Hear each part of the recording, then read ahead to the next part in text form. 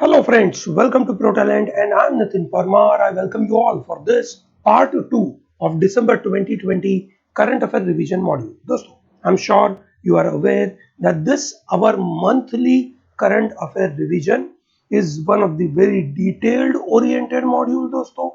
We are trying to look at it in a 360-degree perspective. Yes or no? We also try to connect various dots. Yes or no? This is what we do in these modules. Let me start to talk about this very important point दोस्तों. आज का एक महत्वपूर्ण point. Let me start to talk about this. This is known as reciprocal access. Remember this, reciprocal access to Tibet Act. Okay भैया ये act है किसका? This is by USA. So this is USA Tibet relationship. So you may ask sir why Tibet. दोस्तों, तिब्बत के बारे में थोड़ी सी जानकारी ले लेते हैं. ठीक है, I think that will be easy for us to understand. Okay, Tibet is we can say the highest region in the world. It is highest region in the world. Okay, it also houses the highest peak. Okay, that is Mount Everest. Mount Everest, ठीक है, वो तिब्बत पे है. दोस्तों, mount Everest का एक नई height I है. There is a new height of Mount Everest. I'm sure you must be knowing it. Yes, ठीक है. Tell me, it has increased or decreased? Please tell me. This is your homework question. Okay, this is a new height of Mount Everest. Okay, and who was the first person to find out the height?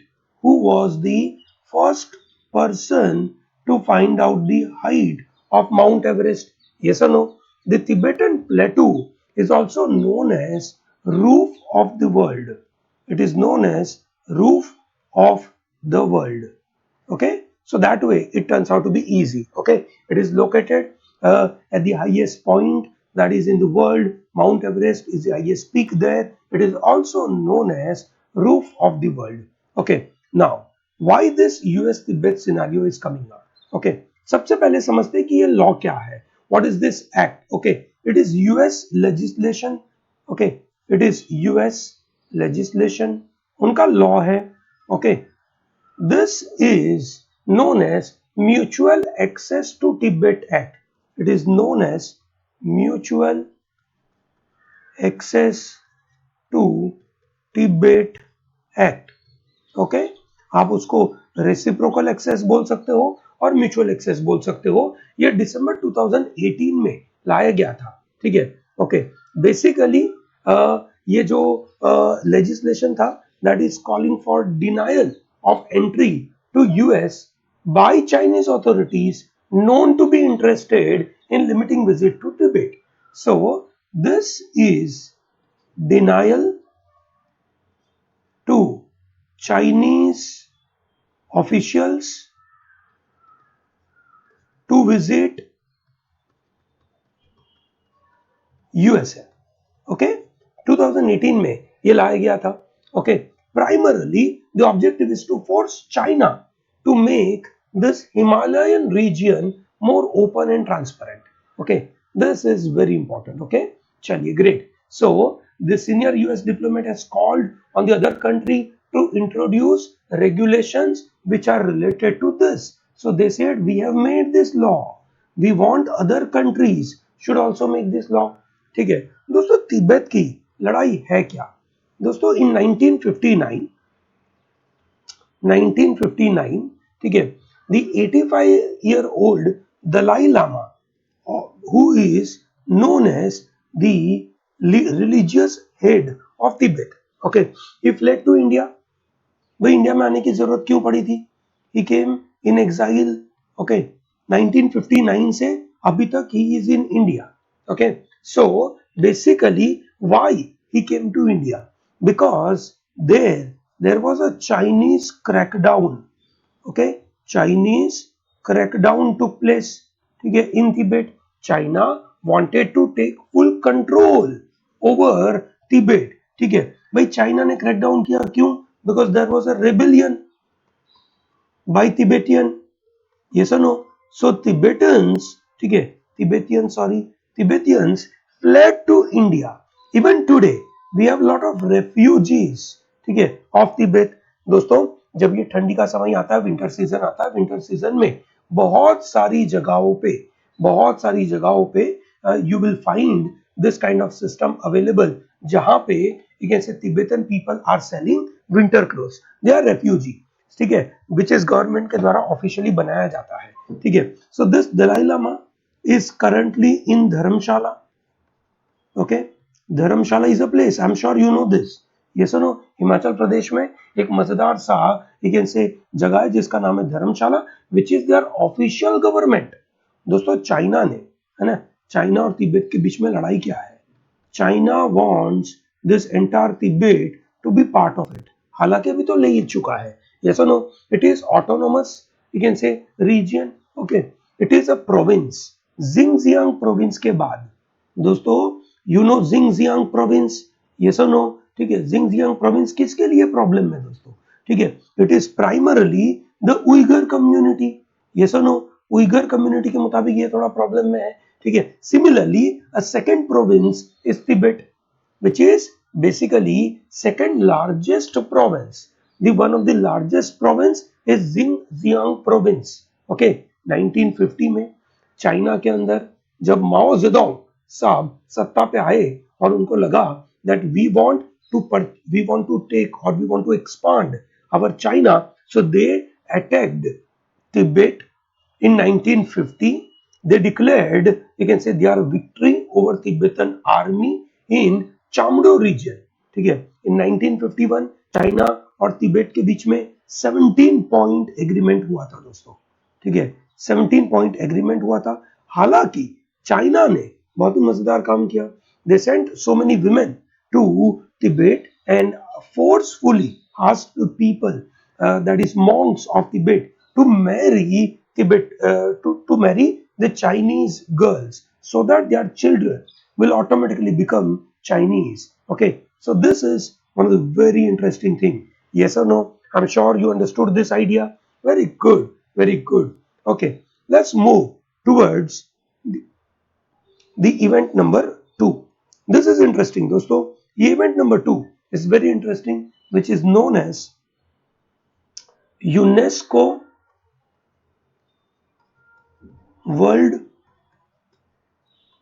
Heritage city, okay, UNESCO World heritage city. हम क्यों बात करें इनके बारे में, because recently you can से 2 cities of Madhya Pradesh, so I am sure you no Madhya Pradesh, yes और no, कौन सी 2 cities है, एक सिटी का नाम है ओरछा, ठीक है, और दूसरी सिटी का नाम क्या है, ग्वालियर, ओके।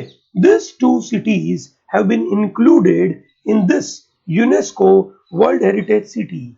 Okay, चलिए भैया सबसे पहले समझते हैं ये यूनेस्को वर्ल्ड हेरिटेज सिटी का टैग क्यों मिलता है। दोस्तों यूनेस्को का फुल फॉर्म आपको पता होगा, United Nations Educational Scientific and Cultural Organization, ठीक है। This list is administered by this UK UNESCO World Heritage Committee, ठीक है। Committee shall be composed of some around 21 national party and they choose this. Okay, दोस्तों UNESCO 1972 में बना था, ठीक है, तब से लेकर आज तक 193 countries are part of it. Okay, चलिए great. Now what do? They try to ensure the cities which have unique landmark, they are traditionally and geographically very important cities, ठीक है, तो उसकी वजह से ये लोग सिटी को यू कैन से हेरिटेज सिटी में नाम देते हैं। चलिए ग्रेट, सो समझते हैं ये ओरछा सिटी किसके लिए फेमस है। Let's try and understand.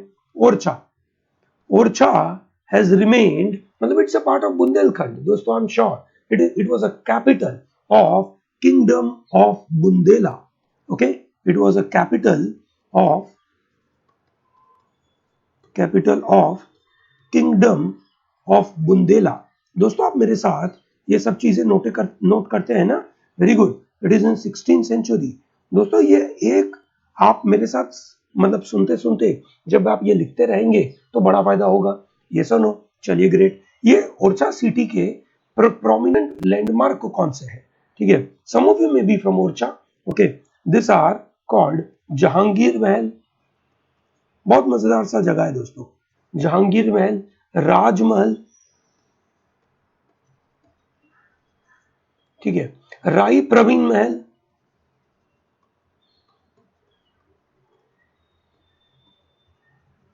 Ram Raja temple, Lakshmi Narayan temple, ठीक है, ये बिल्कुल यू कैन से महत्वपूर्ण टेम्पल्स है। उसके अलावा सम हिस्टोरिक साइट लाइक गुजरी महल,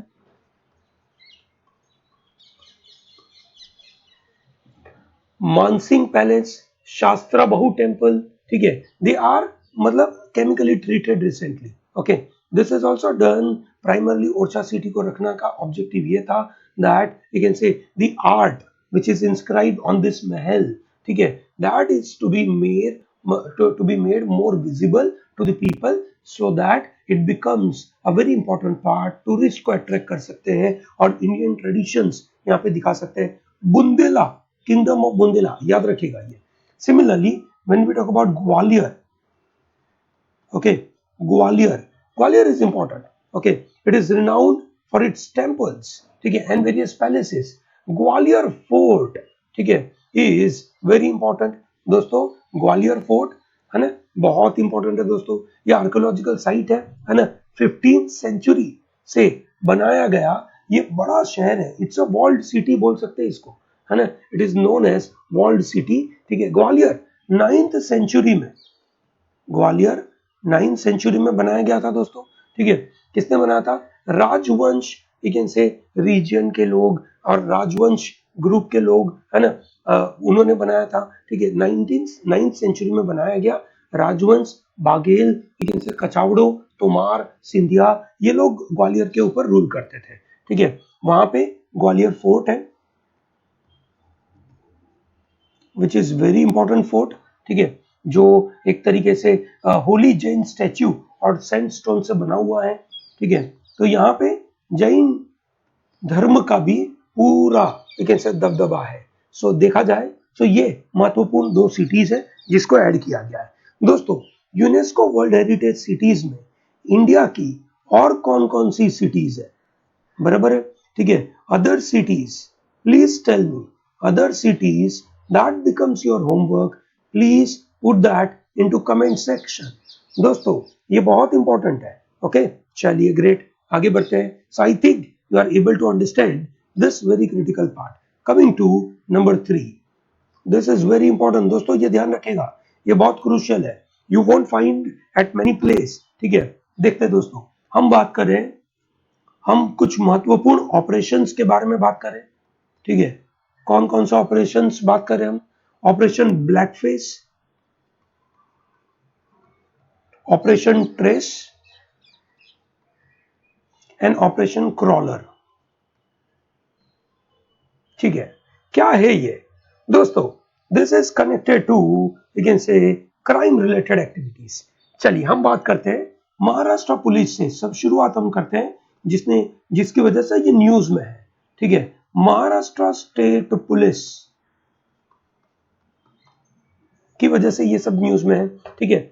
उनके साइबर विंग ने रिसेंटली एक्वायर्ड, ठीक है, their cyber wing recently acquired this Interpol, I am sure you know Interpol, that is called international police. International police का एक software which is known as crawler. So दोस्तों, crawler एक तरीके का software है, it is a software, okay, ठीक है दोस्तों। ये जो सॉफ्टवेयर है that is primarily to help track child pornography. ये सॉफ्टवेयर क्या करेगा? It will track child pornography, okay, उसको वो ट्रैक करेगा, ठीक है, वेरी गुड, चाइल्ड पोर्नोग्राफी को ट्रैक करेगा, ओके। सो ये सॉफ्टवेयर है ना, this you can say they will be making some around 12 officers जो इस पर्टिकुलर टास्क को यू कैन से मैनेज करेंगे, ठीक है। So this is very important, okay. ये जो 12 लोगों की जो टीम है जो साउथ एशिया के अंदर काम करती है, ठीक है, दैट यू कैन से टीम 12 लोगों की जो टीम है, ठीक है, जो साउथ एशिया में इंटरपोल के यूनिट को मैनेज करेगी, उसका नाम दिया गया है ट्रेस, ओके, उसका नाम दिया गया है trace. Trace is basically, you can say, a kind of a tactical approach to cyber child exploitation.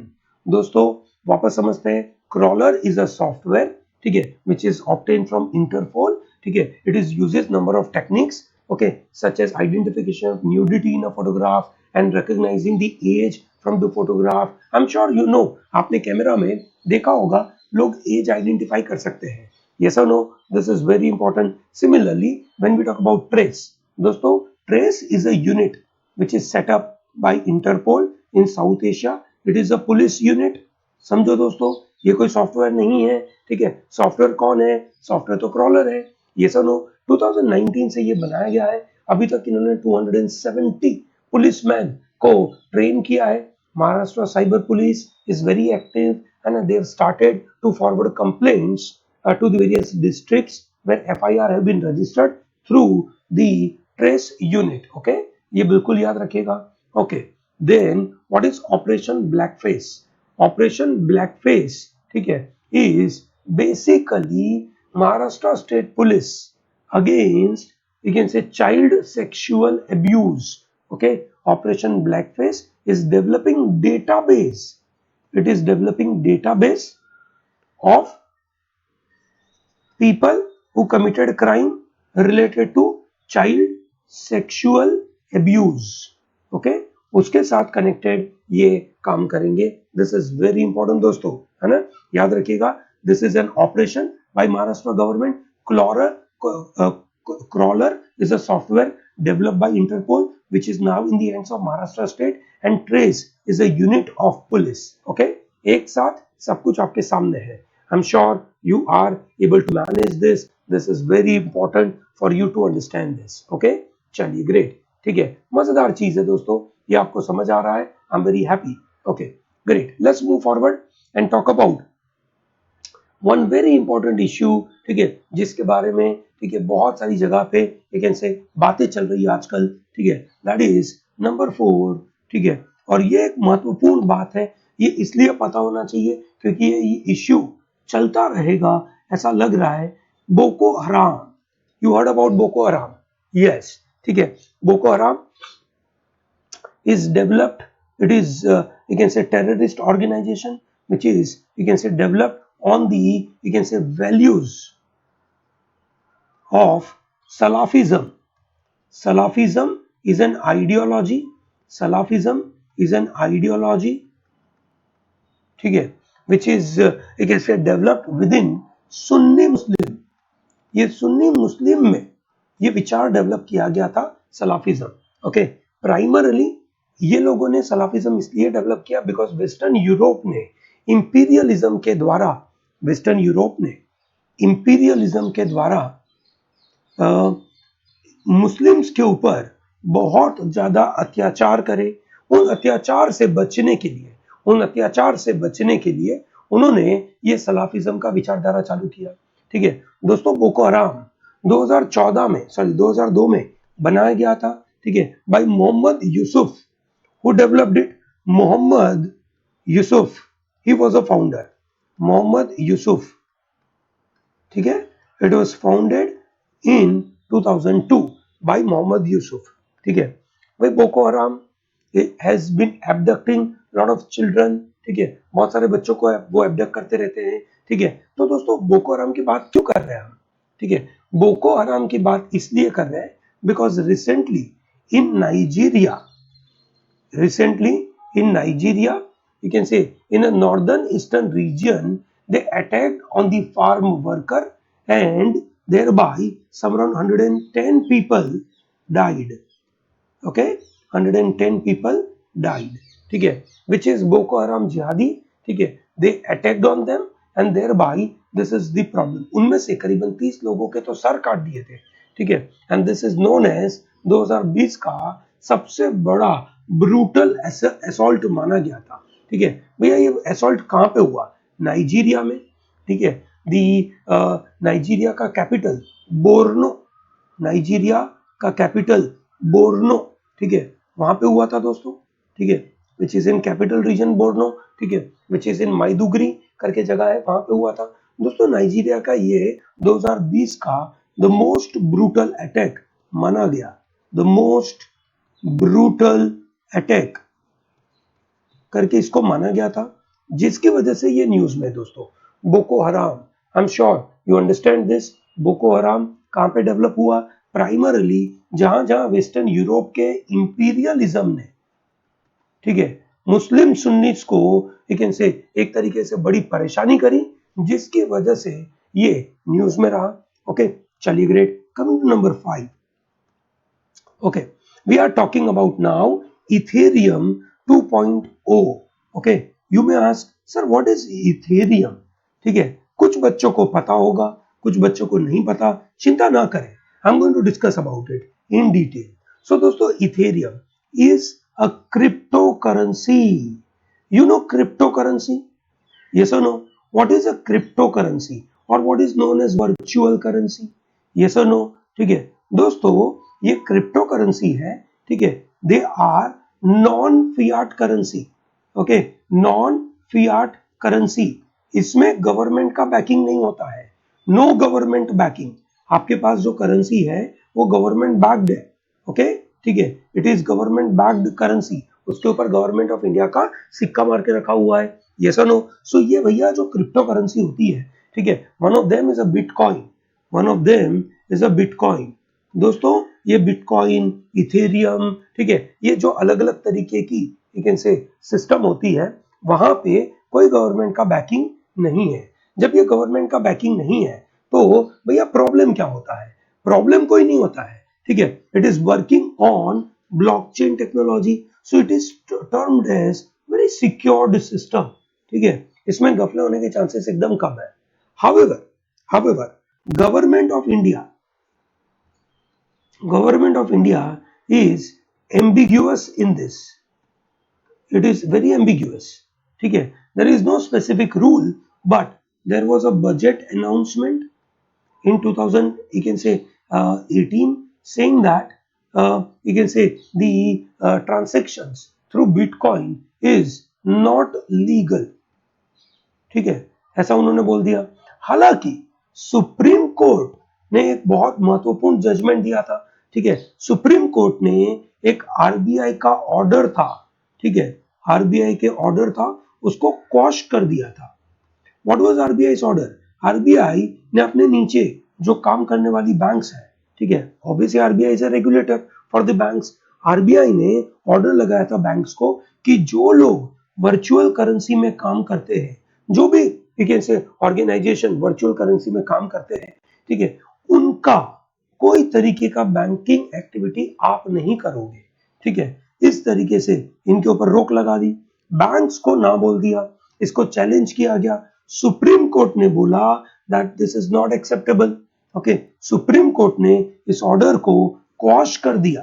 ठीक है, so we have to wait and watch what government of India is going to do on this. Okay, चलिए we come back to Ethereum. Ethereum is a you can say cryptocurrency, it was launched। ठीक है, this is ethereum 2.0। Okay, पहले का Ethereum चल ही रहा था दोस्तों। ठीक है, Ethereum 2.0 is faster, cheaper, you can say a way of doing this cryptocurrency। मैं cryptocurrency है तो ऑब्वियस है कि वो फास्टर होगा। अब चीपर तो पता नहीं क्या होगा दोस्तों। ये इथेरियम है ना, 2013 में बनाया गया था, ओरिजिनल इथेरियम 2013 में बनाया गया था। ठीक है, bye Russian Canadian crypto currency researcher and programmer, जिसका नाम है Vitalik Buterin. Vitalik Buterin was founder of this. Okay, ये नया लॉन्च किया गया इथेरियम 2.0। ओके, ठीक है, it is an open source blockchain technology में काम करते हैं ये लोग। ठीक है, there is you can say Ethereum network बना के रखा इन्होंने। It is world's second largest you can say market capitalize crypto currency after this bitcoin.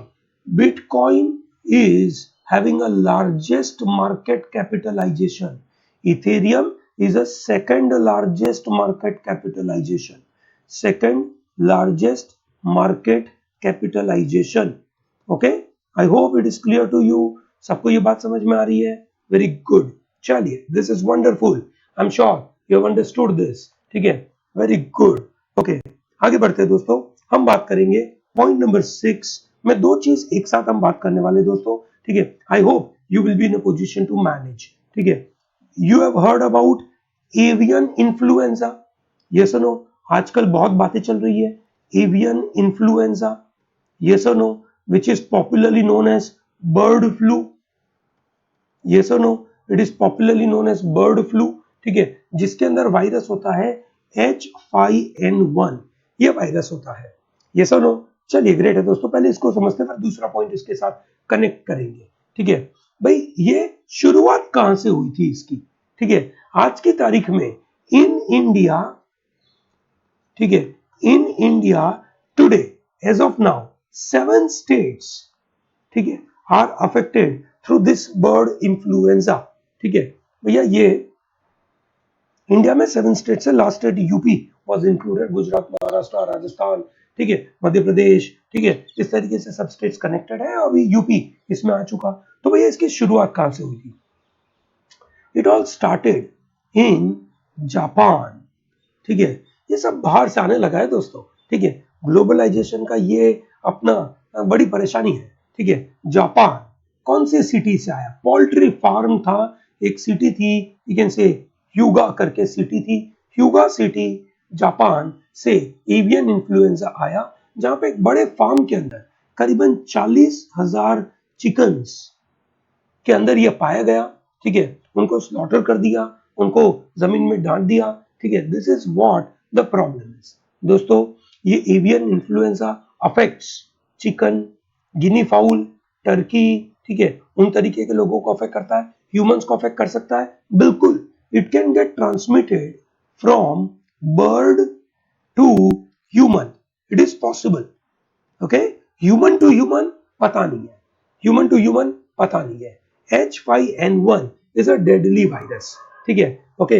It is a virus that transmits human through contact with infected bird feces, their secretion from the mouth, eyes, nasal secretion, वहां से ये फैलता है, okay. So ये एक बड़ी परेशानी वाली दुनिया है।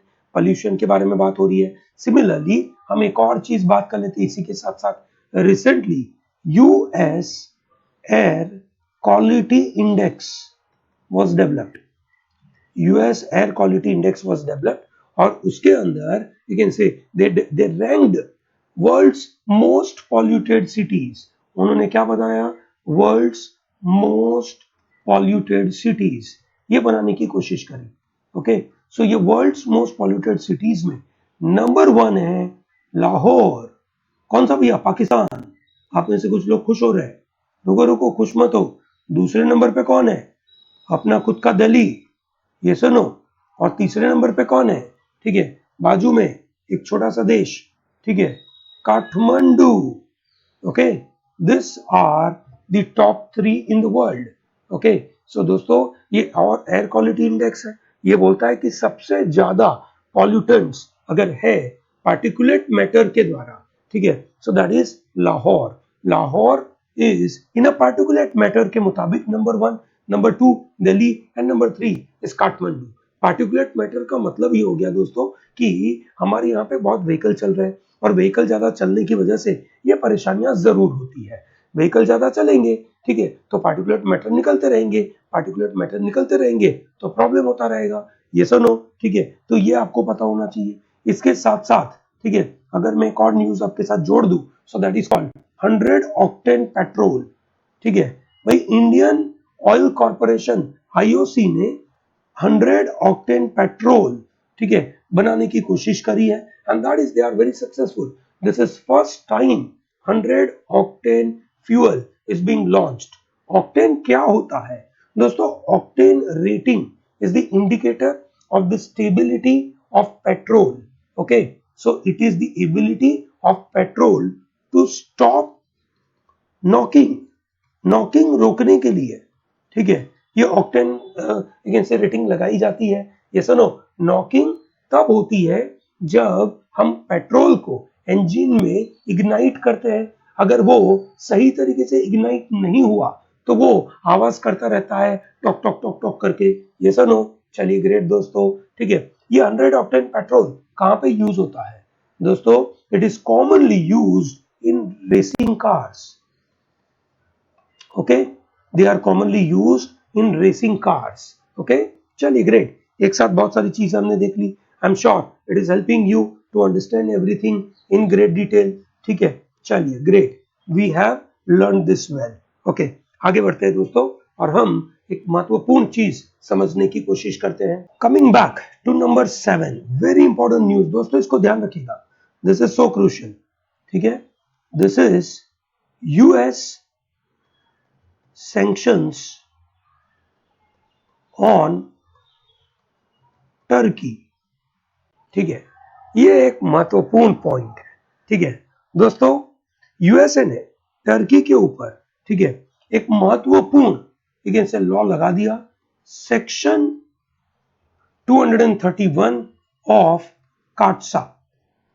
दोस्तों काटसा को ध्यान रखिएगा, काटसा का फुल फॉर्म क्या है, चलिए मैं बता देता हूं आपको. काटसा का फुल फॉर्म है countering America's adversaries through sanctions act. Okay, भैया सैंक्शन क्यों लगाया गया, ठीक है, ये काटसा लगाने की जरूरत क्यों पड़ी. काटसा का मीनिंग ही खुद देखिए ना, बहुत मजेदार है.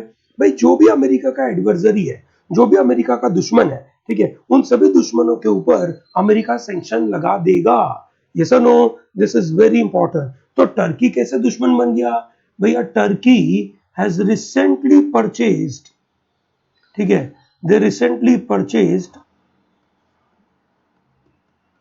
Russia made S-400 anti missile system. ठीक है, ये S-400 टैंक है which is known as anti missile system. ये उन्होंने डेवलप कर दिया, बराबर है, रशिया ने डेवलप किया, टर्की ने उसको परचेज किया. जब टर्की ने परचेज किया तो ये हो गया लेकिन से अमेरिका का एडवर्सरी, बराबर है. अब आप बोलोगे कि भैया एक डिफेंस का सामान खरीदने से आप एडवर्सरी कैसे बन सकते हैं. भैया इसलिए बन सकते हैं क्योंकि ये जो, ठीक है, से जो S-400 है, ठीक है, वो एक तरीके का टैंक है, ठीक है, जो एंटी मिसाइल है, बहुत सारी जगह पे इसका यूज हुआ है, जो रशिया ने सब जगह पे सप्लाई किया है, नॉर्थ कोरिया को दिया है, अब ये इंडिया को भी देने वाला है, और इंडिया को भी इन्होंने बोला है कि भाई हम आपके ऊपर सैंक्शंस लगा देंगे. ठीक है, तो अमेरिका बोलता है कि ये हमारे खिलाफ मिसयूज हो रहा है. ये सर नो. सो दोस्तों ये बहुत इंपॉर्टेंट है. अब ये सैंक्शंस में होगा क्या, सेक्शन 231 हैज टोटल 12 सैंक्शंस. ठीक है, ये सैंक्शंस में होगा क्या. ओके, सो भैया 231 में से जो 12 सैंक्शंस है, सेक्शन 231 के मुताबिक जो 12 सैंक्शंस है, उनमें से जो इंपॉर्टेंट सेक्शंस है वो है कि भैया कोई भी टर्की की प्रोडक्ट को, you can say US license, export license, sorry, US export license नहीं मिलेगा. ओके, एक्सपोर्ट लाइसेंस नहीं मिलेगा. So that means lot of product and technologies from Turkey they can not go outside. जब US export license नहीं मिलेगा तो बहुत सारी कंपनियां, ठीक है, टर्की का सामान यूज कर नहीं पाएगी. ये सर नो. ठीक है, सिमिलरली जो भी यूनाइटेड नेशन के फाइनेंशियल इंस्टीट्यूशंस है, जो भी फाइनेंशियल इंस्टीट्यूशंस है, ठीक है, उन्होंने, यू कैन से, 1 साल के लिए, 12 महीने के लिए, यू कैन से, लोन के ऊपर पाबंदी लगा दी है. There is a prohibition on, you can say, 10 million से ज्यादा की लोन के ऊपर पाबंदी है. ये सो नो, कोई तरीके का ट्रांजैक्शन होगा नहीं. ये so no. Yes, similarly US export import bank, US export import bank will not assist Turkey. भैया क्यों नहीं, भैया ये मतलब असिस्ट करने में बहुत फायदा होता है ताकि वो अपना सामान बेच सकते हैं आसानी से. There will be lot of visa restrictions, ठीक है, ताकि लोगों का मूवमेंट भी दिक्कत में आ जाए. ये सुनो, एंड यू कैन से other international institutions, other international financial institutions, ठीक है, will also have restrictions on Turkey. ठीक है दोस्तों, इस ग्लोबलाइज्ड वर्ल्ड में इस तरीके के sanctions are considered to be very problematic. It will have a huge impact, it will have a huge impact on GDP of Turkey. It will have a huge impact on a GDP of Turkey. दोस्तों, Turkey की यहाँ पे कोविड-19 की वजह से बहुत बर्बादी हुई है। ठीक है, काफी दिक्कतें हुई है, बराबर है दोस्तों। ये बहुत इंपॉर्टेंट पार्ट है, आपको पता होना चाहिए। टर्की के दोस्तों प्रेसिडेंट कौन है? टर्की के कुछ मॉस्क अभी न्यूज में थे। ठीक है, कौन कौन से? You can say Hagia Sophia and Chora. yes or no? बताइए दोस्तों, why they were in the news? Okay, I think you must be knowing this. It is very easy for all of you to manage this. Okay, आपको बिल्कुल पता होगा, आपको ऐसा नहीं होगा कि ये नहीं पता है। But anyway, coming back to our next event, which is number 8. Okay, चलिए देखते हैं दोस्तों क्या इवेंट है। ये इवेंट है बहुत ही मजेदार, यूनाइटेड नेशन डेवलपमेंट प्रोग्राम के द्वारा, ठीक है, ह्यूमन डेवलपमेंट रिपोर्ट 2020 बनाया गया। ये सुनो, ह्यूमन डेवलपमेंट रिपोर्ट 2020 बनाया गया। ठीक है, इसके अंदर, ठीक है, according to survey, India is ranked. India का रैंक क्या है? न्यूज उसी की तो है। India's rank is 131 out of 189 countries. ये इंडिया का रैंक है दोस्तों। ठीक है, ओके। 2019 में, इन 2019 इंडिया का रैंक था 129। ओके, इंडिया 2019 में 129 था। हम 2 पायदान नीचे चले गए। ये सुनो, हम 2 पायदान नीचे चले गए। दोस्तों, टॉप 3 में कौन है? टॉप 3 में जिसका ह्यूमन डेवलपमेंट इंडेक्स बहुत अच्छा है, they are known as Norway, Ireland and Switzerland. Okay, this are top 3। Okay, similarly इसके बाद आता है Hong Kong, Iceland and Germany. Hong Kong, Iceland and Germany. ठीक है, वेरी इंपॉर्टेंट दोस्तों, बहुत अच्छी बात है वहां पे। ठीक है, इनफैक्ट अगर हम बात करें हमारे एशिया में, China is at 85th position and Pakistan is at 154 position। ठीक है दोस्तों, ये ह्यूमन डेवलपमेंट इंडेक्स सबसे पहले 1990 में रिलीज किया गया था और इसमें India is connected with it. ठीक है, सो भाई नोबेल प्राइज विनर इंडिया की तरफ से अमर्त्य सेन और पाकिस्तान के इकोनॉमिस्ट महबूब उल हक, उन्होंने मिलकर ये पहली बार पब्लिश किया था human development index.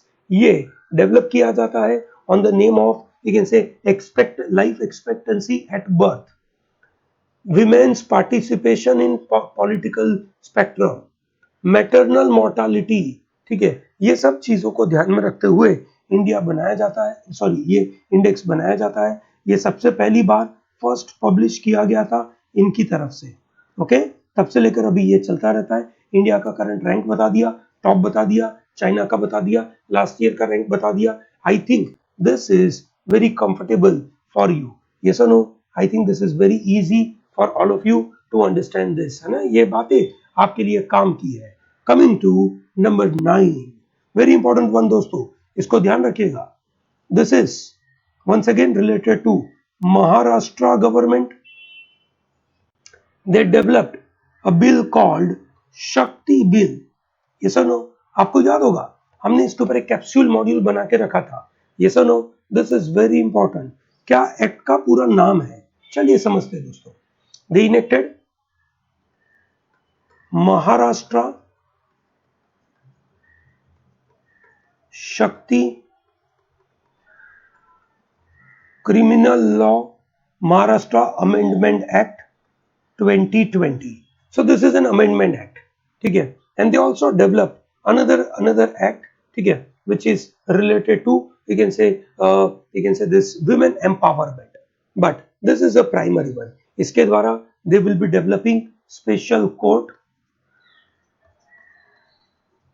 they will be developing special machinery for the enforcement of this particular law. दोस्तों ठीक है, ये बहुत इंपॉर्टेंट है, ठीक है. This is connected to section 375 of IPC. Yes or no? Section 375 of IPC के धारा के तहत, ठीक है, ये bill is very important. Okay, so the bill aims to add one very important clarification about rape. Okay, it says कि भाई there is consent related thing. Okay, so here they are working on they clarified on one very important part called projection of consent. ठीक है, बहुत important चीज इन्होंने एक से ध्यान रखने की कोशिश करी थी. दोस्तों यहाँ पे they said the compensation you can say will be provided up to 10 lakh. Compensation दोस्तों समझिएगा, ये पनिशमेंट नहीं है, वुमेन के लिए कंपेंसेशन है, that is up to 10 lakh rupees. ठीक है, for cosmetic surgery and facial reconstruction. ठीक है, if there is acid attack, in case of there is acid attack इतना पैसा लगेगा. ठीक है भाई, court can also summon to give a sentence to death. There is a death penalty connected with it if they are charged with gang rape or rape of child abuse. ठीक है, and there is a trial to be finished in 30 days. ठीक है, अभी 60 days का time है, इन्होंने इसको लेकिन से 30 डेज कर दिया है. ठीक है, सो दोस्तों ये बिल्कुल याद रखिएगा. ठीक है, कौन सी पार्ट को चेंज करता है, इसका अलग से वीडियो बना के रखा है. Please go through that video. Okay, that will give you complete understanding. Okay, this is very important. Okay, चलिए, वेरी गुड. ठीक है दोस्तों, जिसके बारे में आजकल बहुत बातें चलती है उसको हम कैसे मिस कर सकते हैं? Yes or no? So that is called CoWIN app. Yes or no? So this is known as CoWIN app. Okay, CoWIN app. This is a mobile app. Okay, so basically CoWIN का मतलब क्या है? CoWIN का you can say full form है, या उसको आप अगर देखें तो इसको लोग ऐसा बोलते हैं, it is COVID vaccine intelligence network.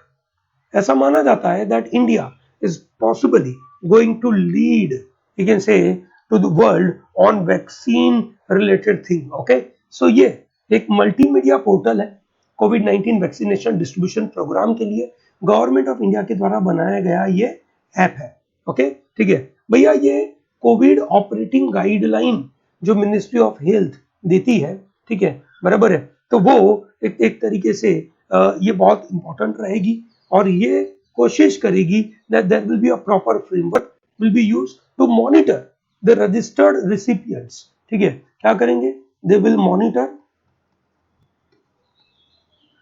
registered recipients on real time basis. ठीक है, रियल टाइम बेसिस के ऊपर ये लोग काम करेंगे. ये सुनो, सो दोस्तों CoWIN 20 is, you can say, mobile app CoWIN 20 बोलते हैं. ठीक है, this is a real time data. It is primarily compiling data of health care staff. ठीक है, soldiers, police, old aged people, they will be submitting real time data from cold storage. So this has a data of, you can say, users, vaccine और logistics. ठीक है, and the health of the people. ठीक है, एक साथ इतना सारा data है ना, कोई एक पर्टिकुलर ऐप में आना अपने आप में बहुत बड़ी बात है दोस्तों. ठीक है, एक तरीके से देखा जाए, so this is becoming one of the very important issue. Okay, चलिए, great. So this is a wonderful part. ठीक है, अब आगे बढ़ते हैं दोस्तों, एक बहुत महत्वपूर्ण मुद्दे के ऊपर हम आगे बढ़ने की कोशिश कर रहे हैं. ठीक है, which is known as CMS-01 communication satellite. ठीक है, this is very important. I am sure you've heard about it. Very important one, which is known as CMS-01 communication satellite. Okay, so दोस्तों ये सैटेलाइट इंडिया का satellite है. Okay, ठीक है, वो क्या काम करेगा, फटाफट समझ लेते हैं। इसकी फ्रीक्वेंसी की रेंज है, ये फ्रीक्वेंसी रेंज क्या काम करती है 2 मिनट में मैं समझा देता हूं आपको, ठीक है। It is a communication satellite. इसकी फ्रीक्वेंसी की रेंज है 4 गीगाहर्ट्ज टू 8 गीगाहर्ट्ज, ठीक है। ये दोस्तों, ये जो फ्रीक्वेंसी है that is primarily used for networking, WiFi, weather radar system and monitoring purpose, ठीक है। तो आप देख सकते हैं कि ये एक महत्वपूर्ण मुद्दा डेवलप होगा, इसकी वजह से हमारे यहाँ पे ये जो इंटरनेट कनेक्टिविटी है वो बहुत अच्छे से बढ़ जाएगी। Okay, so it is a communication satellite, ठीक है। अभी हमने देखा उसी तरीके से it expanded this C frequency band, this is known as C frequency band. Okay, ये जो 8 गीगाहर्ट्ज से 4 गीगाहर्ट्ज से 8 गीगाहर्ट्ज का जो बैंड है, this is known as C frequency band, ठीक है। दिस इज वेरी इंपॉर्टेंट, ठीक है, जो जनरली वाईफाई, वेदर रडार और मॉनिटरिंग पर्पस के लिए यूज होता है, ये सो नो, ठीक है। सो इसकी वजह से अब हमारे सैटेलाइट का पूरा जो कैपेबिलिटी है वो थोड़ा बढ़ जाएगा, ठीक है। इसकी लाइफ है 7 ईयर्स है, 7 साल चलेगा, ठीक है। आप सोचेंगे कि इतना महत्वपूर्ण चीज बहुत कम चलेगा, यस बिल्कुल चलेगा कम, but it is very important. It is going to replace, it will replace GSAT-12। GSAT-12 जो सैटेलाइट थी, जो टेली एजुकेशन, टेली मेडिसिन, ये सब काम यही करेगा, है ना। क्या क्या करेगा, टेली एजुकेशन, ठीक है। आपने देखा होगा टेली एजुकेशन चलता है दोस्तों, है ना, ठीक है। Similarly we have you can say telemedicine system, ठीक है, डिजास्टर मैनेजमेंट सिस्टम,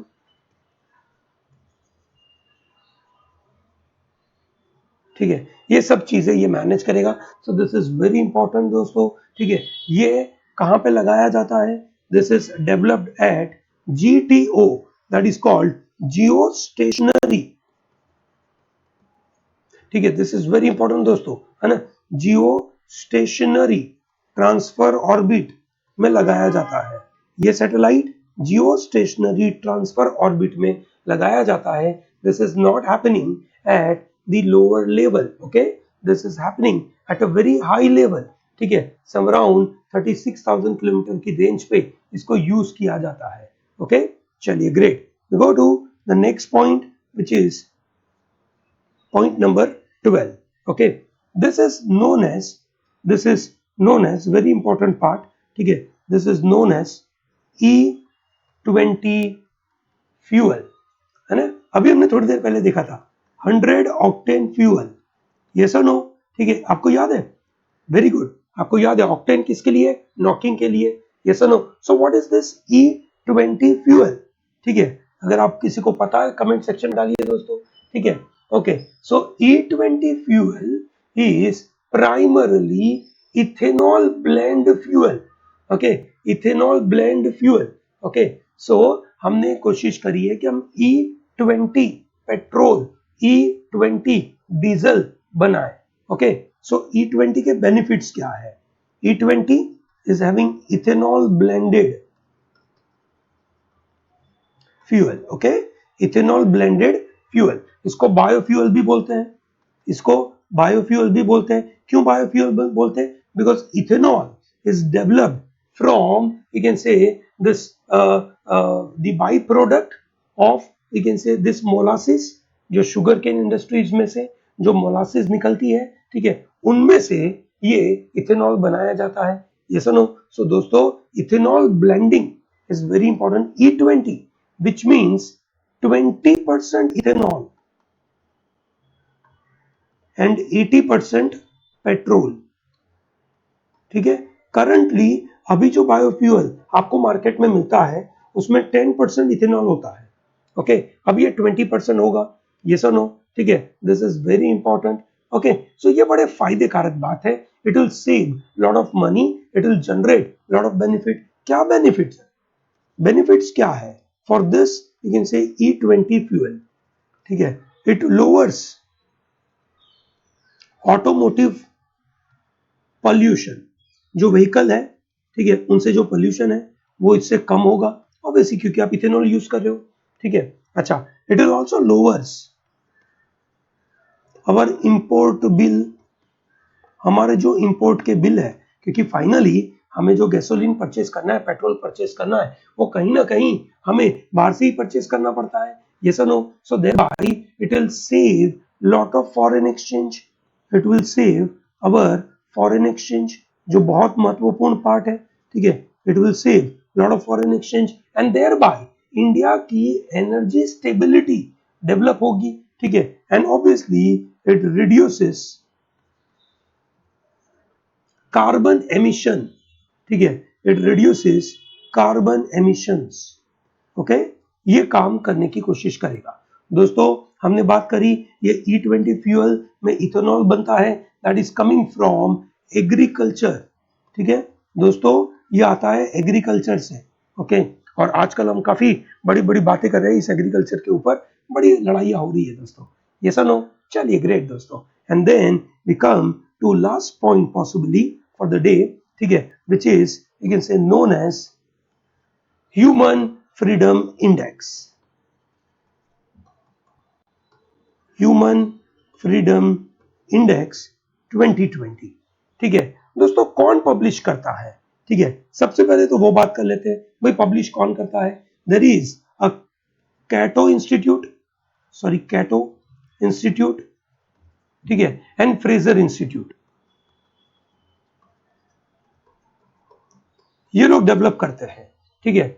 इन लोगों ने जो डेटा यूज किया है दैट इज ऑफ 2008 टू 2018 के बीच का डेटा यूज किया है, ठीक है। According to this index personal freedom, ठीक है, personal freedom has declined globally, लोगों की इंडिविजुअल फ्रीडम तो बर्बाद हो गई, ये सुनो, ठीक है दोस्तों।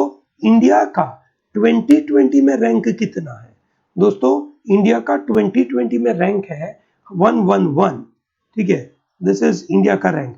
2019 में कितना था, 2019 में हम थे 94th रैंक पे, हम इतने ज्यादा नीचे गिर गए, बिल्कुल बिल्कुल गिर गए दोस्तों। हमारे यहाँ पे पर्सनल राइट्स, सिविल राइट्स, ठीक है, ये सब बेनिफिट्स नहीं है, ठीक है। India is definitely ahead of China, ठीक है, हम चाइना, अब चाइना में फ्रीडम इंडेक्स तो हो ही नहीं सकता, ये सर नो बराबर है भाई। चाइना का क्या रैंक चल रहा है, मतलब 129। अच्छा बांग्लादेश, बांग्लादेश जहां पर डेमोक्रेसी बोलते हैं बट पॉसिबली सिर्फ नाम की है, ठीक है, तो वो 139 नंबर पे है, ठीक है। न्यूजीलैंड, ठीक है, स्विट्जरलैंड एंड हांगकांग, क्या मतलब पैराडॉक्स है ये तो देखिए, ठीक है। टॉप में कौन है, टॉप 3 में वी हैव अ न्यूजीलैंड, ठीक है, सेकंड नंबर पे स्विट्जरलैंड और थर्ड पे हांगकांग। क्या पैराडॉक्स है, Hong Kong is also controlled by China, mainland China में, ठीक है, मेनलैंड चाइना के अंदर फ्रीडम नहीं है, और यहाँ पे फ्रीडम लेकिन से बहुत अच्छी तरीके से है दोस्तों, ठीक है। ये जो इंडिया का फ्रीडम है this is also you can से very important because it is developed over 79 districts, ठीक है दोस्तों। इंडिया में टोटल करीबन 748 डिस्ट्रिक्ट्स है, उनमें से 10% डिस्ट्रिक्ट इन्होंने लिए। यहाँ पे उन्होंने देखा कि is there a rule of law, what is the size of government, what is the protection security provided, what is the civil liberty, ठीक है, what are the property rights, ठीक है, are there rights available for the expressions, religion, freedom of foreign trade, ये सब है कि नहीं, इन सबको ध्यान में रखते हुए इन्होंने यू कैन से ये ह्यूमन फ्रीडम इंडेक्स बताते हैं। सबसे लोएस्ट, ठीक है, सबसे लास्ट रैंक अगर हम किसी का देखें इधर, so that is Syria. Syria is at war, जिसकी वजह से ये सबसे आखिरी में है, ये सर हो। चलिए ग्रेट है दोस्तों, आई think this is a wonderful scenario for you. आपको बिल्कुल समझ में आया होगा कि ये दुनिया कैसे डेवलप हो रही है, और ये हमारे 2 मॉड्यूल थे इस बार, ठीक है, और वो 2 मॉड्यूल से आपको ये जानकारी मिली होगी कि किस तरीके से करंट अफेयर करना है, ओके। चलिए ग्रेट है दोस्तों, सो विद दिस मैं closing this module, thank you very much, ठीक है, फॉर वॉचिंग दिस। दोस्तों हमारी इस वीडियो को लाइक करना, शेयर करना और हमारी चैनल को सब्सक्राइब करना भूलिएगा मत, this is very important, okay. And more importantly हमारे जो रेगुलर वीडियोस है, ठीक है, करंट अफेयर के, please they are capsule module, okay, please उसको गो थ्रू करने का भूलिएगा मत। Thank you very much and all the best.